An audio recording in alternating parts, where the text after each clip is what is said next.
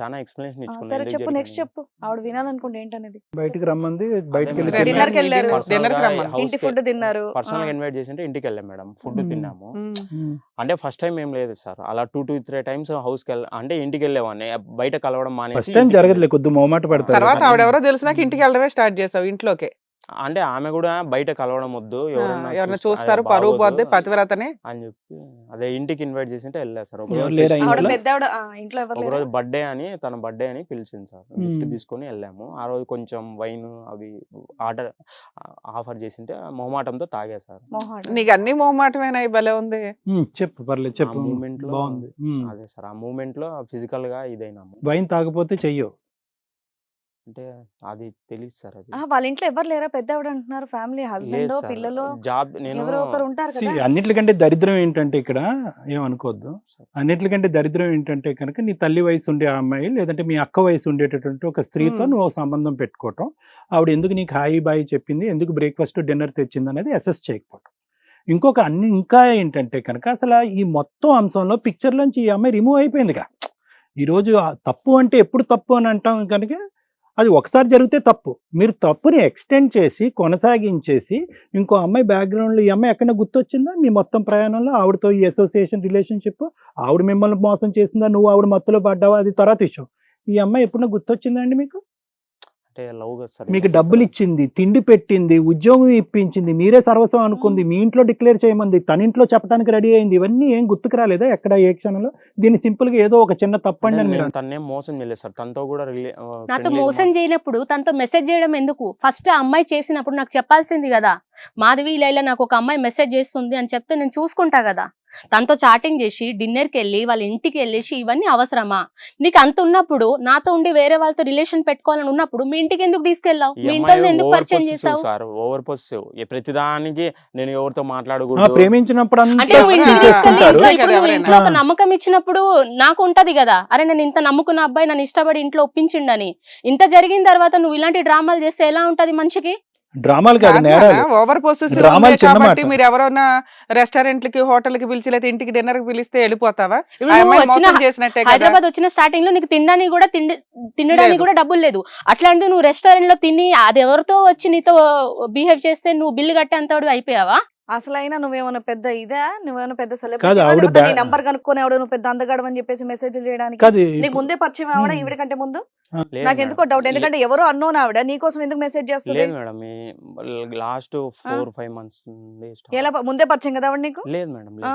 ఈ అమ్మాయితో ఉన్న 4-5 months madam. Parallel. 1.5 year relation, ఆమెది 5 months. కాదు, ఆవిడకి పెళ్ళి అయిందా, ఆవిడ బ్యాక్గ్రౌండ్ ఏమైనా కనుక్కున్నావా నువ్వు? ఆ ఇంటికి వెళ్ళినప్పుడు ఆవిడ హస్బెండ్ తో డైవర్స్ అయినా అని చెప్పింది. డైవర్స్ సరే, ఎంతమంది డైవర్స్ అయినప్పుడు ఆమె ఎట్లాంటిదో నీకు తెలియదా? డైవర్స్ అయిన వాళ్ళు ఎట్లా ఉంటారో నీకు తెలియదా ఇప్పుడు సొసైటీలో? మేడం నేను చెప్పాను మేడం, ఎమోషనల్ మూమెంట్ లో నేను సరే ఇప్పుడు అవన్నీ కాదు, ఇప్పుడు నాకు 2 months కన్సీవ్ ఉన్నా, ఇప్పుడు నా సిచ్యువేషన్ ఏంటి? దాంతో ఉంటావా నాతో ఉంటావా? సారీ చెప్తాను, నేను ఇంకా తప్పు చేయను అని రిక్వెస్ట్. ఇప్పుడు ఇంత జరిగిన తర్వాత కాదమ్మా, సారీ ఎవరికి ఇప్పుడు నాకు ఒక కావాలి? డౌట్ ఇక్కడ. మీరు ఒకసారి వైన్ తాగి కమిట్ అయ్యాను అంటున్నారు, ఆవిడ ఇప్పుడు కట్ చేసేసావా? అట్లాంటి కమిట్మెంట్ 2-3 ఇంకా సార్లు. జరిగినాయా?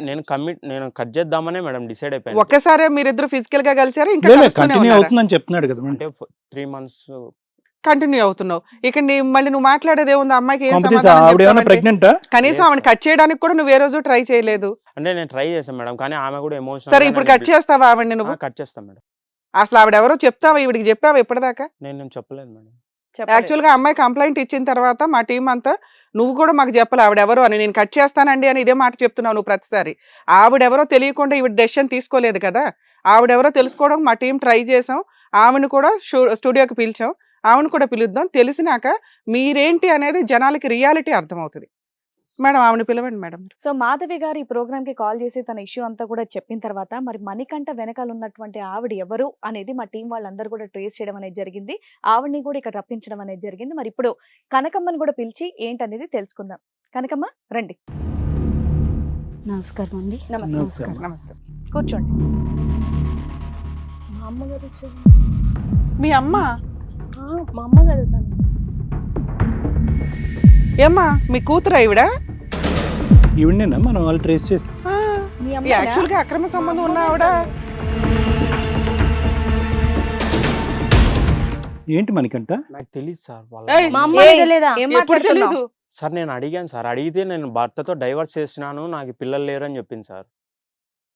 అమ్మ నీకు కొంచెమైనా బుద్ధి ఉందా అసలు? నేను ఇష్టపడే తోడుతో నువ్వు తిరుగుతావేంటి? నీకు తెలుసా ఇంతకు ఆ అబ్బాయి మీ అమ్మాయి లవ్ చేస్తున్న అబ్బాయి అని? అమ్మో ఇప్పుడు వాడి వల్ల నేను 2 months కన్సీవ్. ఇప్పుడు నా పరిస్థితి ఏంటి?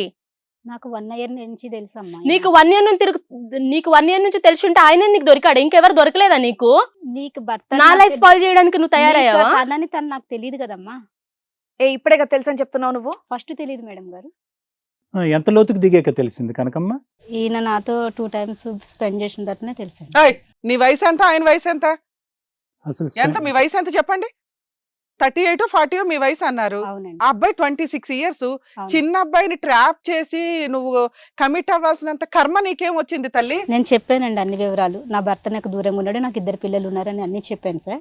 చెప్పినప్పుడు నేను మంచిగానే మాట్లాడతానండి, నా వల్ల ఏం ప్రాబ్లం ఉండదమ్మా మీకు అని చెప్పాడు. మొదట ఆవిడకి తెలియదు, నీకు తెలియదా కనీసం? మా అమ్మని నీకు తెలియదా? అవన్నీ అదే వదిలేసి ఇందులో నాకు పెళ్ళిడికి ఇంకా అసలు వచ్చినటువంటి twist- కూతుర్ని పెట్టుకొని ఈ బుద్ధులు ఏంటండి? ఎప్పటి నుంచి ఈ పరిచయము? అసలు ఎందుకు అతనితో పరిచయం పెట్టుకున్నావు? నీ భర్త లేనప్పుడు నువ్వు ఇలాంటి పరిచయాలు ఇంతకు ముందు కూడా పెట్టుకున్నావా? ఇతను నీ కూతురుని లవ్ చేస్తున్నట్టు వాస్తవానికి నీకు మొదటి నుంచి తెలిసిందా, మధ్యలో తెలిసిందా? మధ్యలో తెలిసింది సార్. కాదు, మీ పరిచయం గురించి చెప్పండి. మా ఎందుకు అతను పరిచయం- లవ్ లో పడ్డావు? ఒక్క నిమిషం సార్. దాని లవ్ అంటారా, కొవ్వు అంటారా? ప్రేమ సార్. అబ్బా. అబ్బా నేర్చుకుందాం.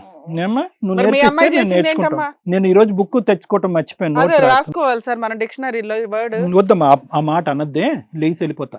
కాదు, చెప్పు అసలు ఏంటి మీ ఇద్దరి మధ్యన కథ?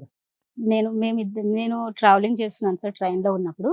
ఈయన మధ్యలో వచ్చి సీట్ కోసం అడిగింటే అక్కడ ఎదురు బదురు కూర్చొని మాట్లాడుకుంటుండే. కూర్చున్నారు. ఈయన టిఫిన్ ఏదో తెచ్చుకోకపోతే నేను చపాతీ తీసుకెళ్తున్నా ట్రావెలింగ్ లో. ఈయన తిన్నాడు. పెట్టినప్పుడు సార్ మేడం మీరు ఎక్కడ ఉంటారని అడిగితే హైదరాబాద్ లోనమ్మా, మాకు 2 ఇళ్ళు ఉన్నాయి. ఒక ఇల్లు అద్దెకి ఇచ్చినాము. ఒక ఇల్లు మేము నేను ఒక చోట ఉంటాను, పిల్లలేమో ఎడ్యుకేషన్ గా చదువుకోవడానికి గురించి వాళ్ళు వేరే ఇంట్లో ఉంటారు అని చెప్పి. ఓహో, మీకు ఇప్పుడు 2 ఇళ్ళు ఉన్నాయి. 2 ఇళ్ళు. ఆయన ఒక ఇంట్లో రెంట్కుంటారు, మీరు ఒక చోట మా ఉంటారు. పిల్లలు ఉన్న వైపున ఈయన ఉంటాడు అనమాట. Hmm. అయితే విషయం ఏంటంటే అక్కడ నాకు 2 ఇళ్ళు ఉన్నాయని చెప్పినాను మేడం. చెప్పినప్పుడు ఇక్కడ మేడం అని అడిగితే పలానా ఏరియా చెప్పాను. ఏరియా చెప్పినప్పుడు అప్పుడు నేను బ్యాచులర్ ఉంటున్నాను మేడం. నేను ఇప్పుడే వస్తున్నాం, కొత్తగా వస్తున్నాం హైదరాబాద్. ఇప్పుడు 3 times వచ్చాము. జాబ్ సరిగా దొరకలేదు, నేను ఫైనాన్షియల్ గా చాలా ఇబ్బందులు పడుతున్నాను అని అన్ని చెప్పారు మేడం. చెప్పిన తర్వాత అయ్యో పాపం నువ్వు ఎక్కడికో వెళ్తుంది బాబు, మన వైపు అబ్బాయివే కదా, దానైనా నువ్వు ఈసారి వచ్చినప్పుడు మా ఇంటికి రా, మా ఇంటి దగ్గర 2 రోజులైనా ఉండు, నువ్వు నీకు తిండి కోసం ఏం ప్రాబ్లం పడొద్దు, నీ అంత పిల్లలు ఉన్నారు, నాకు కూడా మంచిగా చేసుకోవచ్చు అని చెప్పేసి నేను మాట్లాడాను మేడం. సరే అని నంబర్ తీసుకున్నారు మేడం. నంబర్ తీసుకున్న తర్వాత అక్కడ వరకు ఓకే. తర్వాత 2 months 1 month తర్వాత వచ్చింది ఈయన. ఆ మధ్యలో టచ్ లో ఉన్నారా మీరిద్దరు నంబర్ మీద? లేదు మేడం, లేదు సార్. ఈయననే కాల్ వచ్చిన తర్వాత మళ్ళీ సిటీకి వచ్చిన తర్వాత కాల్ చేసాడు ఈయన. అంతే, అప్పుడు వరకు మీ ఇద్దరి మధ్య ఇంకా ఏం లేదు. మరి ఏదో తిన్నావా, పడుకున్నావా? అది తర్వాత మేడం. వేరే ఆ నెంబర్ తర్వాత ఫోన్ చేసింది సార్ ఈమె.